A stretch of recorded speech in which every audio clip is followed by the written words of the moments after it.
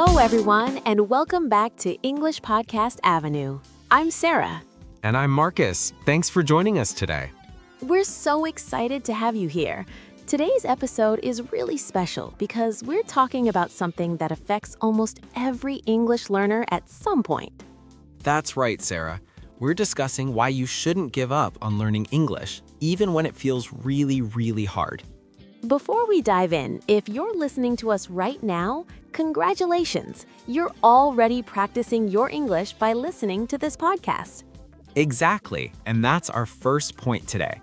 Every minute you spend listening, reading, or speaking English is progress. There's no such thing as wasted effort when you're learning a language. So true, Marcus.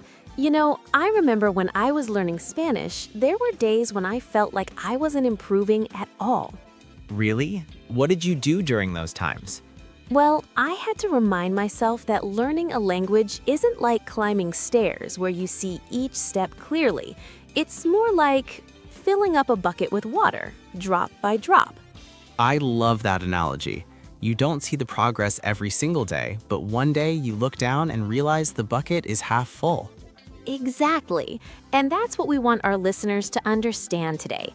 Progress isn't always visible, but it's always happening. Let's talk about some common reasons why people feel like giving up. Sarah, what do you think is the biggest challenge? From what I've heard from our listeners, many people feel frustrated because they can understand English when they read it, but they struggle to speak. Oh, that's so common.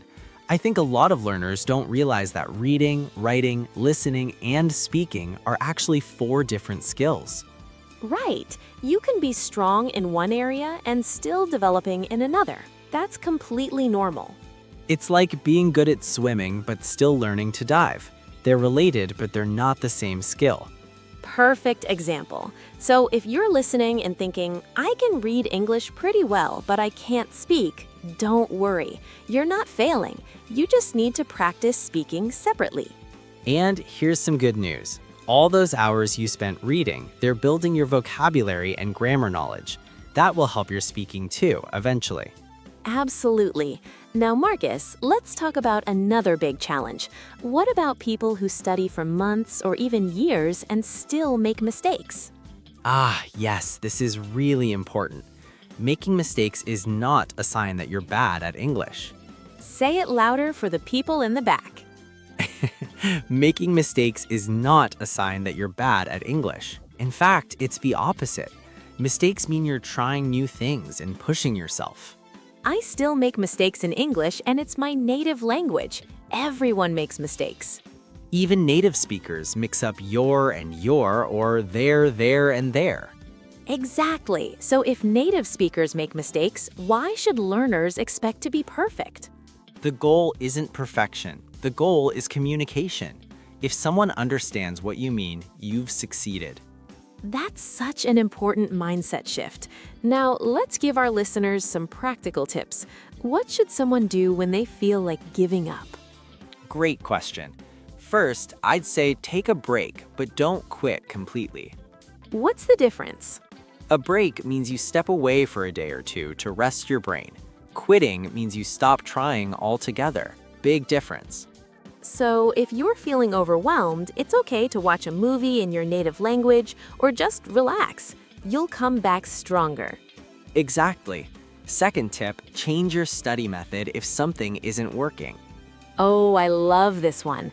If you've been studying grammar textbooks for months and you're bored, try something else. Right.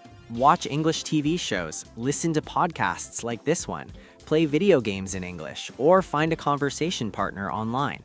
There are so many ways to learn. You don't have to stick with something that makes you miserable. Third tip, set smaller goals. Yes, instead of saying, I want to be fluent, try, I want to learn 10 new words this week. Or I want to watch one English video without subtitles. Or I want to write 3 sentences in my journal every day. Small goals are achievable, and when you achieve them, you feel motivated to keep going. It's like building momentum. One small success leads to another. Now here's a big one. Find your why. Marcus, why do you think this is important? Because when things get difficult, your reason for learning English is what keeps you going. Can you give an example? Sure, maybe you want to learn English to get a better job, to travel the world, to understand movies without subtitles, or to make friends from different countries. Those are all great reasons. And when you feel frustrated, you can remind yourself, I'm doing this because I want to travel, or whatever your reason is. Your why is your anchor. It keeps you grounded when the waves of difficulty hit. Beautiful way to put it. Okay, let's talk about something really important, comparing yourself to others. Oh no, this is a big problem. Why do you say that? Because I see so many learners who compare themselves to people who've been studying for 5 years, and then they feel bad about their own progress. Right, you might be studying for 6 months and compare yourself to someone who's been learning for 10 years. That's not fair to you. Everyone learns at their own pace. Some people have more time to study, some have better access to resources, some learned similar languages before. The only person you should compare yourself to is the version of you from yesterday or last month or last year. Exactly. Ask yourself, do I know more English than I did 3 months ago? If the answer is yes, you're succeeding. And honestly, if you're listening to this podcast and understanding most of it, you're already doing great. So true.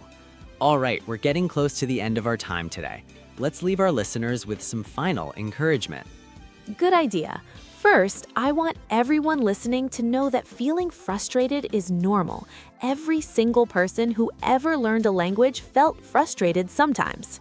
Even polyglots, people who speak 5, 6, or 7 languages, they all struggled at some point. The difference between people who become successful and people who give up is just this. Successful people keep trying even when it's hard. They don't quit. They might slow down, they might take breaks, they might change their methods, but they don't quit. And here's something amazing. English gets easier over time. The beginning is the hardest part. Yes, once you build a foundation, learning new things becomes faster and more fun. So if you're in the difficult beginning stages right now, just know that it won't always be this hard. Keep going. Keep listening to podcasts, keep reading, keep practicing. You're doing better than you think. And remember, every single word you learn, every sentence you understand, every conversation you have, it all counts. It's all progress. You're not starting over every day. You're building on what you learned yesterday. So don't give up. We believe in you and we're here to help you on your English learning journey. Keep practicing, stay motivated, and remember, you've got this. That's all for today's episode of English Podcast Avenue. Thank you so much for listening. If you enjoyed this episode, please subscribe and share it with your friends who are learning English.